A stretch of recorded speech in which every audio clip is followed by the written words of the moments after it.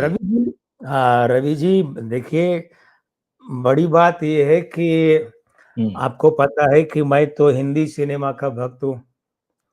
जी प्रभु माई और बाबा की भक्ति के बाद में हिंदी सिनेमा और हिंदी सिने संगीत का मैं तो भक्त हूँ। अब जी भले ही जी। चाहे फिल्म ये मूल तेलुगु और तमिल में बनी है, हिंदी में इसका डब वर्जन है, लेकिन कुली, एक जी जी। जादू है। मेरे जहन में हाँ। एक जादू है अंधा कानून फिल्म के वक्त से। वो उस जादू का नाम हाँ, है रजनीकांत। और वो रजनीकांत। जादू जो है वो जॉन जॉनी जनार्दन जैसी बहुत हल्के स्तर की फिल्म में भी मैंने महसूस किया, जिसमें 3 रोल थे ठीक है। रजनीकांत के, जी जी। हाँ जॉन हाँ। जॉनी जनार्दन। ठीक बिल्कुल है। हाँ। उसके बाद में सनी देओल के साथ ना जाने कहां से आई चालबाज में, उससे पहले गिरफ्तार में। तो रजनी बिल्कुल। जादू, रजनी जादू। और एक बात है, जी। इस फिल्म के कलेक्शन के हिसाब से भी और इस फिल्म को देखने के बाद भी, देखने के दौरान भी, ये बात मैंने बड़ी शिद्दत से महसूस की है कि सिर्फ और सिर्फ इसमें रजनी जादू है और बिल्कुल कुछ सच नहीं है। बात है। और कुछ भी बिल्कुल। नहीं। देखिए, ये जो जो कुछ लोग कहते हैं ना कि रजनीकांत की फिल्में देखने के लिए जाओ तो दिमाग घर पर रखकर जाओ, तो भाई हम्म। मनमोहन देसाई जी की फिल्में देखते थे तो क्या पड़ोसी का दिमाग भी साथ ले जाते थे? नहीं ना। वहां भी तो आप ठीक घर पे बात है। कर जाते। देखिए क्या होता है, जब आप हाँ। एक शुद्ध मसाला फिल्म देखने जाते हैं, आप हम्म। पिज्जा खाते हैं, आपको पता है ना पेट के लिए हानिकारक है। ठीक है। हाँ भाई, सिगरेट सेहत पीते के लिए मीठा है अच्छा। ना, सिगरेट पीना स्वास्थ्य के बिल्कुल। लिए। लेकिन एक वो जी जी। स्वाद होता है जो लेना होता है, जीभ का ठीक स्वाद, है। गले का हाँ स्वाद, हाँ। एक स्वाद लेना। देखिए, पहली बात तो लोकेश कनगराज बहुत अक्षम निर्देशक सिद्ध हुए हैं। वे संभाल नहीं पाए ठीक है। रजनीकांत को। ये तो यूं समझ लीजिए कि ओके। रजनीकांत ने फिल्म चलाई है। कहीं भी ऐसा नहीं लगता हाँ, कि फिल्म निर्देशक की है। सही है। अगर उस पर जाएंगे तो बहुत कमियां दृष्टिपात पे आएंगी, लेकिन एक बात यह है कि फिल्म का लेखन पक्ष बहुत कमजोर है, इतना, और एडिटिंग भी ठीक। कमजोर है। अब हालत यह कि फिल्म शुरू में बिखेर लेते हैं निर्देशक, ऐसे फैला लेते हैं सारे पत्ते। और जैसे चौराहे पे या नुक्कड़ पे मोची बैठा होता है, पूरी दुकान फैला लेता है, लेकिन समेटने में फिर ठीक है। दिक्कत आती है। तो लगभग 2.25 से 3 घंटे की अवधि की फिल्म है और समेटने में जोर आता है। तो लेखन के स्तर पर प्लॉट वाइज कमजोर है, एडिटिंग कमजोर है। खैर, संगीत तो हिंदी सिने संगीत के प्रेमियों को ऐसी फिल्मों में, खासकर ऐसी दक्षिण भारतीय फिल्मों में, मीठे संगीत की उम्मीद करनी ही नहीं चाहिए। तो वो ठीक है। अनिरुद्ध की हालांकि लोकेश कनगराज के साथ चौथी फिल्म है हम्म। संगीतकार की, लेकिन वो उम्मीद करनी व्यर्थ है।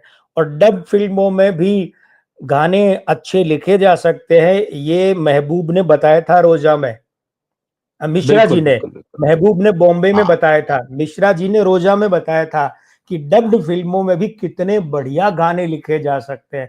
मैं आज भी अनुपम मानता हूं, ए आर रहमान के कारण नहीं, उसके बोलों के कारण, कि दिल है छोटा सा, बिल्कुल। छोटी सी आशा, हाँ। मस्ती भरे मन की भोली सी आशा, चांद तारों को छूने की आशा, आसमानों में उड़ने की आशा, मतलब कितना गजब डब्ड में। लेकिन उतनी बिल्कुल। क्षमता के गीतकार को इस फिल्म में नहीं लिया गया। खैर छोड़िए उन बातों को, गीत संगीत को तो। लेकिन एक जो हम लोग भी रह गए आकलन करने में, ज्योतिष में भी, और समीक्षकों ने भी शायद नहीं किया, सोबिन सोबिन तौफीक शाहिर। शाहिर, सोबिन शाहिर, हाँ सोबिन शाहिर। हाँ। अगर अब मीडिया में ये दिखाया गया कि नागार्जुन मुख्य खलनायक हैं, लेकिन अगर बिल्कुल। भूमिका के हिसाब से और जो फुटेज के हिसाब से देखें तो सोबिन शाहिर मुख्य खलनायक, और जबरदस्त। मतलब बिल्कुल। इस बंदे ने दिखाया मलयालम में। देखिए, मैं मोहनलाल जी। ममूटी वाला तो हूँ, फाद फासिल का। अच्छा, एक बात और है, फिर मैंने पढ़ा कि निर्देशक ने कहा कि ये भूमिका तो फाद फासिल के लिए ही लिखी गई थी, हाँ। जमते वो। अमर सिंह शेखावत के लिए लिखी गई थी ये भूमिका। बिल्कुल लेकिन बिल्कुल, गजब अमर की सिंह। बात है, अब दोनों में समानता देखिए, दोनों के फिजिक में हम्म। समानता। हाइट जो है, लंबाई थोड़ी सी फहद फासिल की ज्यादा है, 2 इंच 2.5 इंच, लेकिन चेहरा, नाक, नक्श सब।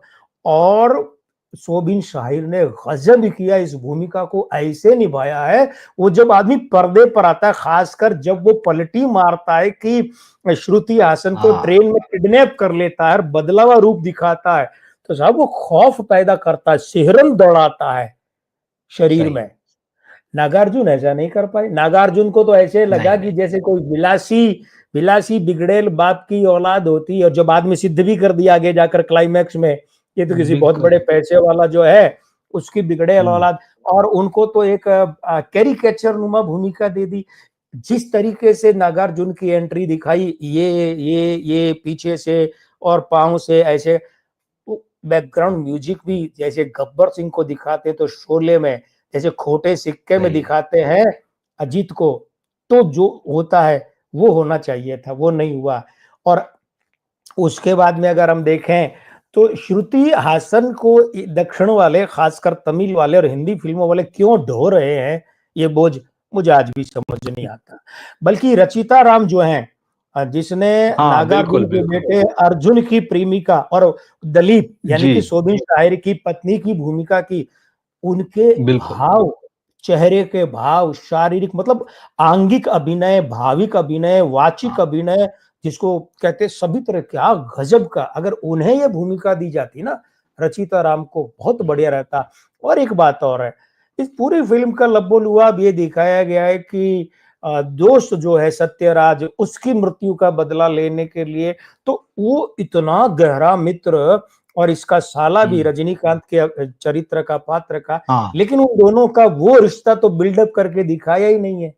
जो कैमियो नुमा सत्यराज की भूमिका दिखाई है, वो इतनी नहीं है कि दर्शकों को लगे कि यार इतना गहरा मित्र और रिश्तेदार था कि इसकी मृत्यु का बदला लेने के लिए, तो वो गहरा संबंध बिल्डअप हो नहीं। मैंने कहा ना, लेखन के स्तर पर प्लॉट बहुत खराब है। और उसके बाद फिर क्या है, फिर लोकेश कनगराज जो है, वो ऐसे लगता है कि जैसे कभी कभी होता है ना कि साहब आप आ गए हैं रजनी, अन्ना बोले हाँ आ गए, तो कर लो जो आपको करना है।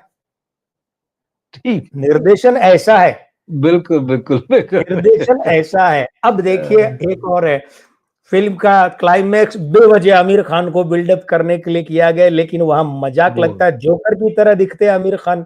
अरे जिस दाहा के लिए फिल्म में दर्शक इंतजार करते, दाहा, अब दाहा आएगा, वो ऐसे लगता है खुदा पहाड़ निकली चूहिया की भी सिकुड़ी हुई सूखी हुई पूंछ, चूहिया भी नहीं, अब वो हाफ पैंट में या बरमूडा कह दो, कुत्ते लिए हुए, बड़ी अजीब सी मूंछें।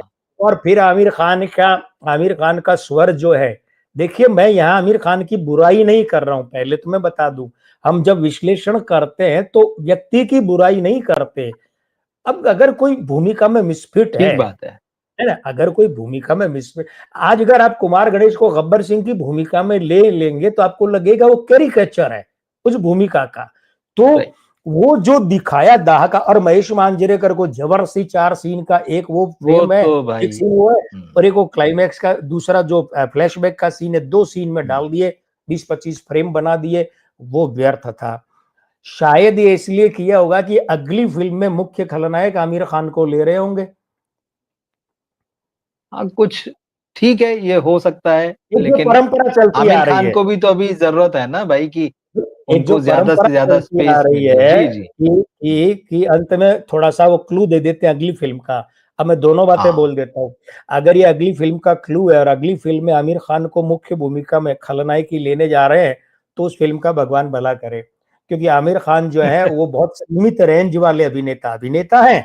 देखिए सलमान खान को और शाहरुख खान को तो मैं अभिनेता ही नहीं मानता, स्टार हैं, सुपरस्टार हैं, बिल्कुल है, सुपरस्टार है साहब, बॉक्स ऑफिस पर राज किया है दोनों ने।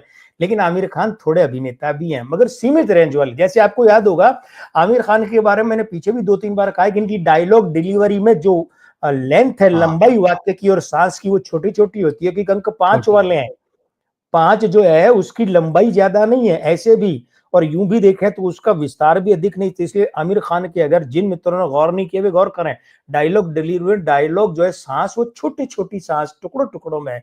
जबकि अभी अगर आप मुझे भी गौर करेंगे तो मैं किस तरीके से अपनी सांस को लंबी खींच के लूं, मैं भी थिएटर का आदमी हूं, आप खुद रवि जी फिल्मों के डायरेक्टर है, राइटर है, आप बेहतर जानते हैं कि कहाँ पॉज लेते हैं, कहाँ सांस सुनाई नहीं देनी चाहिए, विस्पर आना ही नहीं बिल्कुल। चाहिए। ये तो आमिर खान का वो वहाँ बिल्कुल मिसफिट मामला है। कुल मिलाकर फ़िल्म तो गज़ब की कमाई कर रही है, जैसा आप और मैंने कहा, हाँ। हम लोगों ने इसी कार्यक्रम में कहा। कुल मिलाकर ये है कि अगर रजनी मैजिक देखना है, तो फ़िल्म हुँ। देखने जाइए, और रजनी मैजिक में आप विश्वास नहीं करते हैं, तो फिर आपके लिए सारे विकल्प खुले हैं। मगर मैं देख कर आया हूँ, मैं मनोरंजन से अभिभूत हूँ, आनंद पूर्वक घर आया हूँ। मुझे मेरे पैसे खर्च होने, समय खर्च होने का रत्ती भर भी अफ़सोस नहीं है।